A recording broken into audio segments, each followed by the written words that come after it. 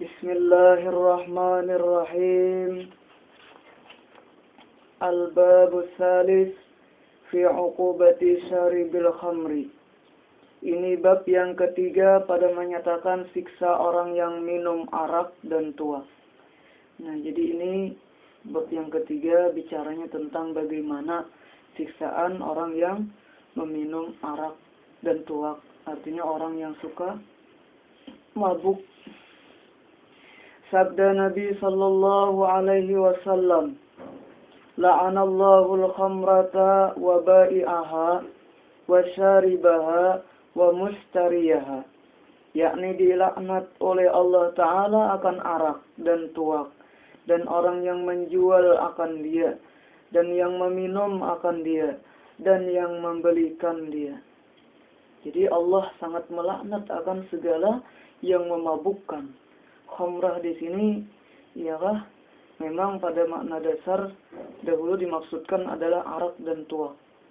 Tetapi khamrah ini secara umum adalah apapun sesuatu yang memabukkan. Ketika kita mengkonsumsinya, ialah maka itu dikategorikan khamrah. Allah membenci akan semua yang memabukkan itu. Dan Allah membenci juga, melaknat juga kepada orang yang menjual akan dia. Dilaknat, dikutuk Allah, dibenci Allah. Dan yang meminum akan dia, si peminumnya dibenci juga. Dan orang yang membelikan dia, hanya membantu aja membelikan untuk dikonsumsi oleh orang lain, maka dia pun ikut juga dilaknat oleh Allah Ta'ala. Artinya apa? Sesuatu apapun yang berkaitan dengan khamrah ini, dengan sesuatu yang memabukkan ini, baik yang membikinnya, yang menjualnya, yang membelikannya, semua dapat laknat Allah Subhanahu wa Ta'ala. Oleh karenanya jangan sampai mendekati akan khamrah ini dan segala macam yang berkait dengan dia. Dan lagi sabda Nabi sallallahu alaihi wasallam, didatangkan pada hari kiamat orang yang minum arak dan tuak itu hitam mukanya dan biru matanya. Hari kiamat didatangkan orang si pemabuk yang minum arak ini, ialah mukanya itu hitam, matanya biru. Dan pada lidahnya terjulur atas dadanya, lidah panjang sampai ke dada. Dan mengalir atas mulutnya nanah. Nah, titikan jurang banjir. Ialah titikan nanah di mulut. Maka bencilah sekalian manusia daripadanya. Nah, maka manusia yang ada di padang mahsyar itu mereka semua tidak senang melihat orang ini. Karena sangat jijik. Ialah sangat jijik. Dan nanah yang dikeluarkannya itu sangat bau. Sangat busuk. Maka jangan kamu beri salam atasnya. Jadi jar Nabi, apabila kita lewat di hadapan orang si pemabuk ini tadi, jangan diberi salam. Dan jangan ziarahi akan dia apabila ia sakit. Kalau dia sedang sakit, jangan ditengok. Dan jangan kamu sembahyang atasnya apabila ia mati. Kalau ia mati, ialah si pemabuk ini, habis ia mabuk, mati inya, meninggal dunia inya, mungkin karena overdosis kah, ialah, maka jangan ikut menyembahyangkan. Ini Nabi melarang. Karena bahwasanya ia kepada Allah Ta'ala seperti orang yang menyembah berhala. Jadi jar Nabi, orang itu sama seperti orang menyembah berhala. Artinya posisi kedudukannya tuh seolah-olah Nabi ini mendakwakan orang itu kafir. Jadi jangan disembahyangkan jar Nabi. Barang siapa minum arak dan tuak di dalam dunia, diharamkan Allah Ta'ala atasnya minum di dalam surga. Jadi ketika seseorang ini sudah meminum arak di dalam dunia, Allah haramkan seseorang ini nanti di akhirat dalam surga untuk meminum arak.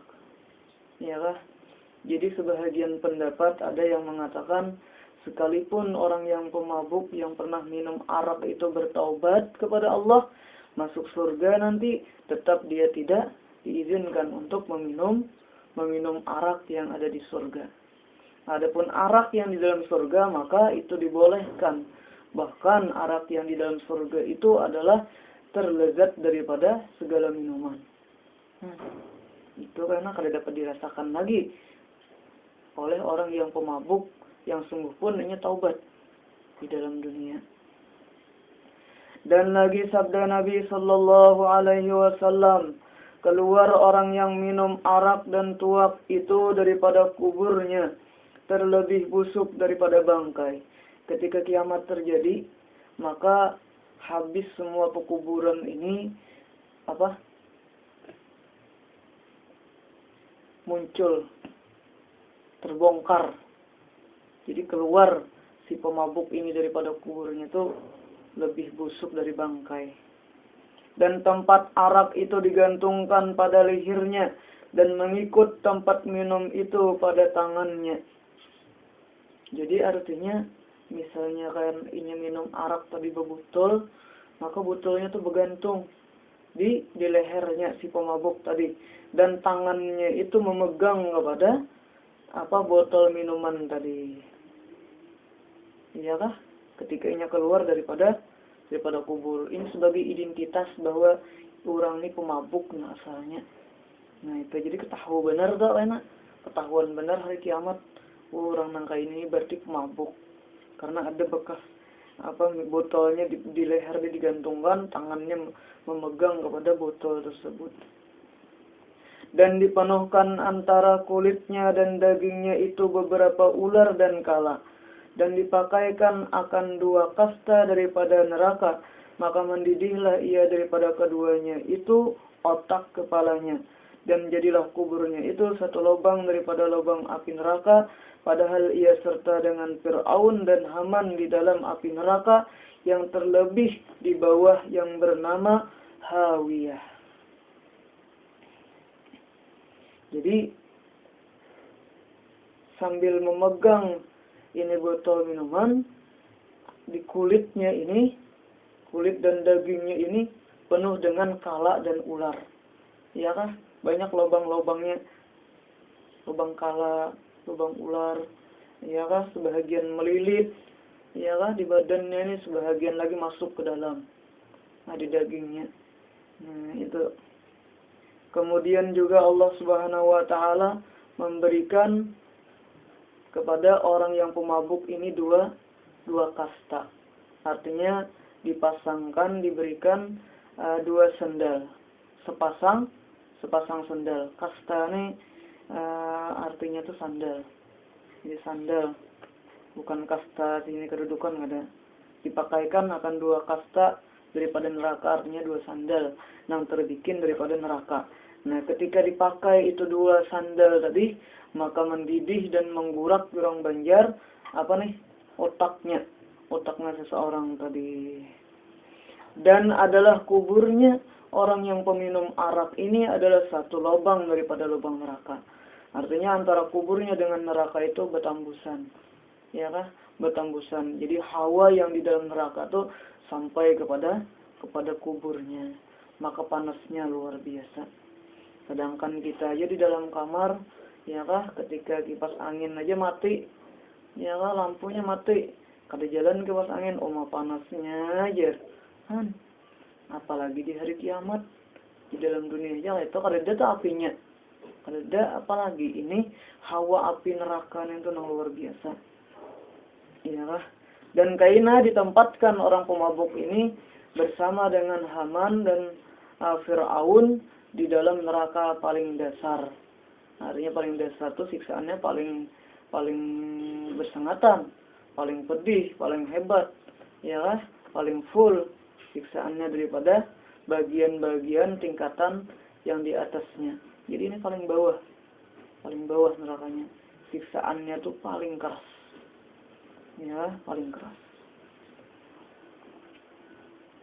Adapun bahwasanya panasnya di dalam neraka itu tidak bisa dibayangkan lagi kayak apa panasnya.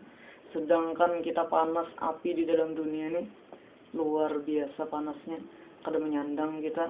Ya kah? Lampu, ya kah? Kita letakkan jari kelingking aja kayak panasnya sudah kita aduh, sudah kepanasan sudah, apalagi kiamat. Padahal di dalam riwayat api yang di dalam dunia ini asalnya hanya bekas satu kerikil daripada neraka, yang kerikil itu kemudian diletakkan di laut dunia, maka keringlah laut dunia. Kemudian itu kerikil yang menyebabkan laut tadi kering, karena ibarat tuh didinginakan dahulu nih, ibaratnya itu kan kayak kita membakar sesuatu, ya kan, batu kita masukkan ke air kan supaya dingin. Kalau dingin, nah ini kerikil dari neraka sekerikil kecil tadi dimasukkan ke laut, kering laut tadi daripada panasnya si kerikil nih, sampai si laut nang dunia tuh kering.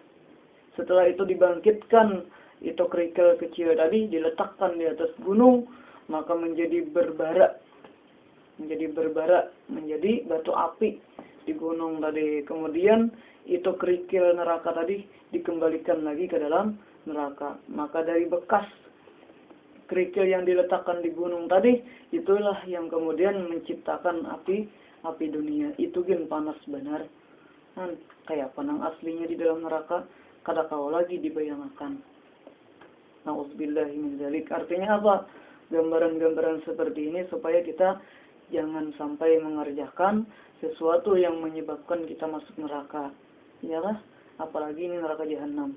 Di antaranya tadi adalah ini siksaan disediakan bagi orang-orang yang peminum arak dan mabuk. Jauhkan diri daripada yang demikian. Dan lagi sabda Nabi SAW, keluar orang yang minum arak dan tuak itu daripada kuburnya sudah tadi lontak ke atas, baca pulanglah. Ya, nah itu tadi. Dan riwayat daripada Siti Aisyah. Nah itu. Jadi karena riwayat Siti Aisyah radhiyallahu anha bahwasanya sambungannya seperti itu kan, insyaallah.